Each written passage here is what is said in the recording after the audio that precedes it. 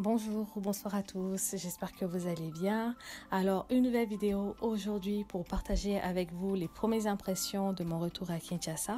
Donc, l'année dernière, j'avais fait une vidéo où je vous disais un peu mes premières impressions. Donc, je vais essayer de faire ça à chaque fois que je vais au Congo, vous donner les premières impressions. C'est mon avis personnel et je vous parle juste d'une réalité, de la réalité que je vois actuellement au Congo. Et mes vidéos, je vais essayer avec mes vidéos d'être le plus réaliste possible pour vous montrer vraiment ce qui se passe, tout simplement. Je ne vais pas cacher la vérité ni quoi que ce soit. Ce qu'il y aura de bon, je vous le montrerai. Ce qu'il y aura de mal aussi, je vous le montrerai. Donc, pour ceux qui aiment qu'on parle juste du positif, vraiment, ça ne sera pas sur ma chaîne que vous aurez que du positif. Vous aurez vraiment de tout pour vraiment être réaliste, tout simplement réaliste en fait. Donc, rentrons dans les vifs du sujet. Alors, la première impression en arrivant à l'aéroport, ça a été, j'étais juste désolée pour le Congo parce que l'aéroport international donc, de Kinshasa, entre guillemets aérodrome, parce qu'on m'a corrigé, on m'a dit que c'était un aérodrome parce que l'aéroport futur est à venir. Donc, ça a été c'était une catastrophe. Une catastrophe, l'aéroport était sale, il y avait des agents qui dormaient par terre et ils se douchaient dans les toilettes le matin et bon, en fait il n'y avait pas d'espace dédié au personnel qui travaille là parce que l'aérodrome est trop petit, donc du coup les agents étaient obligés de dormir dans l'aéroport même et le nettoyage n'était pas fait. Niveau comportement, en fait on est revenu à la normalité, donc on demande de l'argent, n'importe qui rentre à l'aéroport, prend les chariots, veut prendre tes bagages et tout. Bref, c'était du n'importe quoi. Donc, j'espère qu'un jour on pourra de nouveau voir de la qualité dans cet aéroport parce que ce qui a été fait il y a 6 mois où tout se passait bien, c'était agréable de descendre à l'aéroport de Kin, si ça a été fait une fois, donc on peut le refaire encore une deuxième fois. Par ensuite, on a pris la voiture, on est descendu en centre-ville, donc du coup, on n'a pas eu beaucoup d'embouteillage parce qu'on est parti très tôt. On n'a pas fait la route. L'année dernière, j'avais fait la route vers Maluku. Là, je suis allée vers le centre-ville.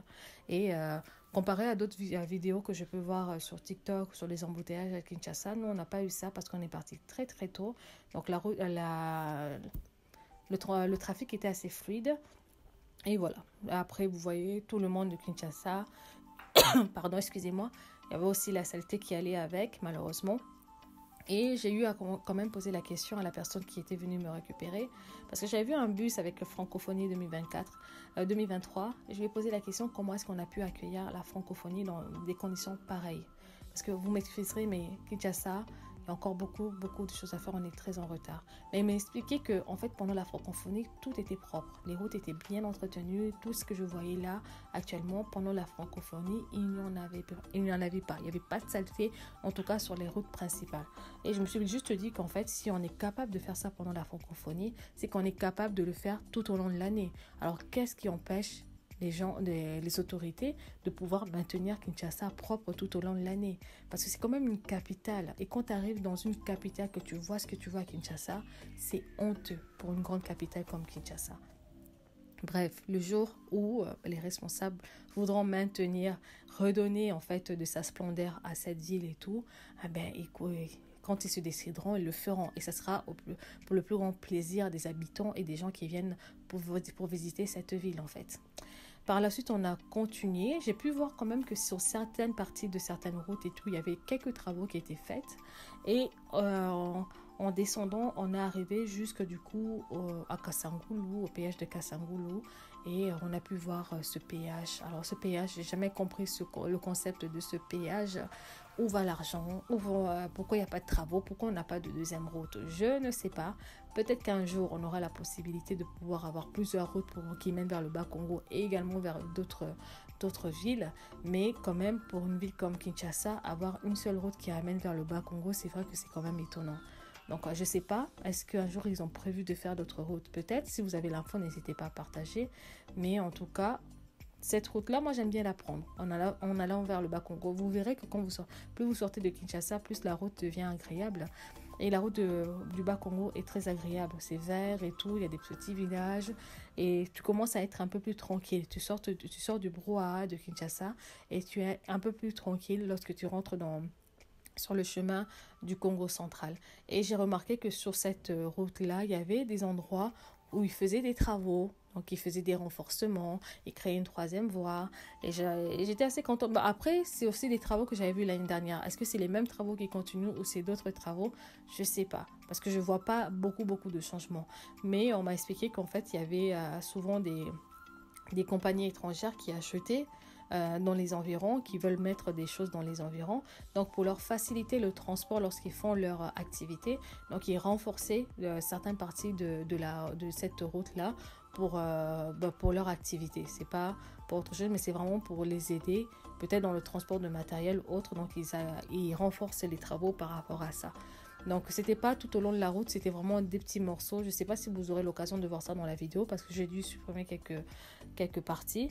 Mais voilà, ils renforcent de temps en temps à certains endroits de la route de pointe de la route sur la route du Bas-Congo. Voilà, vous m'avez compris.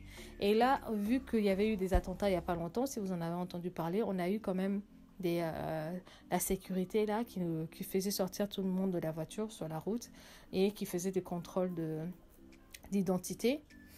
Est-ce que ça servait à quelque chose? Pas grand-chose parce qu'on m'a même pas vérifié mon passeport ni quoi que ce soit. On a juste vu un passeport étranger. Même pas, on a juste vu un passeport, on m'a dit passe. Rien n'a été contrôlé.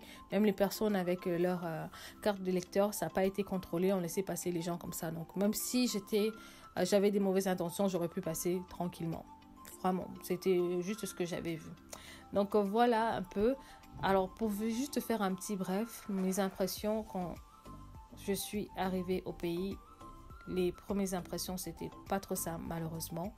Et je sais pas. Je me dis que des fois, je me pose la question pourquoi je suis là, pourquoi je viens au pays, pourquoi je me bats pour me faire quelque chose ici.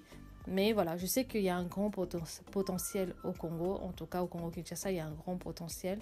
Il faut donner du temps au pays parce qu'on a énormément de retard. Même si beaucoup ne veulent pas reconnaître ce discours, on est très en retard par rapport à d'autres pays africains. Et il faut montrer cette réalité pour arranger les choses. Et je sais que beaucoup veulent qu'on dise que du bien du Congo. Donc même dans d'autres pays, les choses vont mal. Les gens le mettent en lumière. Donc au Congo, il y a beaucoup de choses qui ne vont pas. Il faut qu'on en parle. Il faut le mettre en lumière. Ce n'est pas en cachant la saleté sous le tapis qu'on arrive qu'elle va disparaître. Au Congo, il y a beaucoup de choses qui ne vont pas. Il y a aussi des choses qui vont. Et sur la chaîne, je vais partager avec vous le négatif comme le positif. Si vous venez sur cette chaîne pour entendre que des trucs positifs pour vous caresser l'oreille, vous n'êtes pas au bon endroit. Donc, je fais des voyages, je partage le bon et le mauvais. Et voilà, comme ça, les gens ont vraiment la réalité, en fait. Ont vraiment quelque chose de réaliste. Voilà, ce que je disais, c'était au niveau du réalisme en fait. Alors s'il vous plaît, si vous voulez partager avec moi, avec nous, votre point de vue, n'hésitez pas à le faire. La session commentaire est ouverte. N'hésitez pas à partager votre point de vue sur vos impressions quand vous arrivez à Kinshasa et tout ce qu'il y a en fait. Là, c'est ma réalité à moi. N'hésitez pas à partager. On est dans l'échange, mais toujours dans le respect. Et sans menace ni quoi que ce soit, parce que ça sert à rien de venir me menacer comme j'ai pu l'avoir sur la plateforme TikTok. Ça sert à rien de me menacer parce que je parle de la vérité en fait, parce que je parle d'une réalité. Certes, c'est une réalité qui n'est pas globale, mais de ce que moi j'ai vu, je partage avec vous. Ça sert à rien de menacer ou de venir insulter. Et en tout cas sur YouTube, je voudrais que ça soit quelque chose où on échange, où on partage. Donc si vous voulez partager avec nous, si vous n'êtes pas d'accord sur le point de vue que je viens de donner, n'hésitez pas à le faire. Donc je ne vais pas supprimer des commentaires parce que ça ne va pas dans mon sens. Non, du tout. Au contraire, ça va pouvoir donner de la matière à d'autres personnes pour pouvoir réfléchir sur la situation. Mais en tout cas, ce que je peux dire, c'est que le Congo, oui, il y a du potentiel niveau business. Ceux qui veulent venir, prenez sur vous, passez du temps au Congo parce que la première fois, vous n'allez pas aimer le Congo. Là, en tout cas, la deuxième fois, la troisième fois, on s'habitue petit à petit. Mais pour le business, vous allez vous régaler parce qu'il y a énormément de potentiel. Et à chaque fois que je viens ici, j'ai toujours 1000 idées que je voudrais mettre en place. Mais je me concentre sur ce que j'ai à faire actuellement.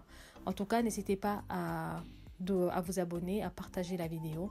Et également, du coup, vous n'aurez pas d'introduction ni de fin. Mais partagez la vidéo, abonnez-vous, laissez un like pour pouvoir nous encourager et nous donner également de la lumière pour que d'autres personnes puissent découvrir cette chaîne. Je vous dis à bientôt, portez-vous bien, prenez soin de vous et de vos familles. Au revoir.